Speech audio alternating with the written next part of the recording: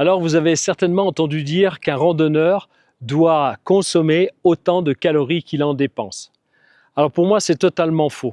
Un randonneur sur un trek itinérant va brûler beaucoup d'énergie et de calories, mais il ne faut pas forcément ingérer la même quantité que vous avez consommée. Pourquoi? Eh bien simplement parce que quand vous êtes en randonnée, votre métabolisme s'est déjà mis en mode utilisation des réserves. Le corps avait des capacités de taper dans ses stocks pour pouvoir produire de l'énergie sans obligatoirement avoir besoin de lui apporter beaucoup de nourriture pour amener des calories, pour amener de l'énergie. Première erreur, c'est de croire qu'il faut manger autant de calories qu'on en consomme.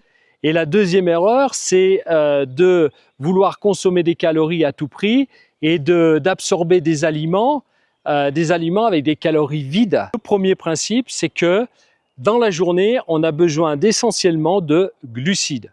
Pourquoi? Parce que les glucides, c'est ce qui nous apporte de l'énergie. Alors quand je parle glucides, je ne parle pas de sucre rapide. Pour les graisses, elles sont déjà en stock. Deuxième principe, c'est que à la fin de la journée, quand vous avez fait un effort sportif, eh bien vous avez besoin de quoi? Vous avez besoin de protéines.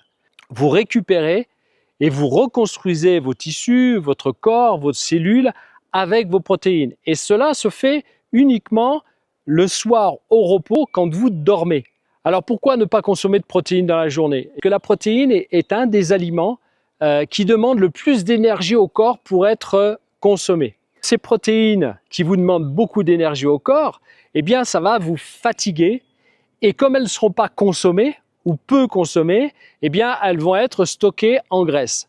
Je vais caler mon alimentation comme un trailer. Il faut essayer de consommer entre 40 et 50 grammes de glucides par heure pendant votre randonnée. Jusqu'à midi, je consomme des gels et des glucides. Pour le repas de midi, eh bien, je mange un lyophilisé.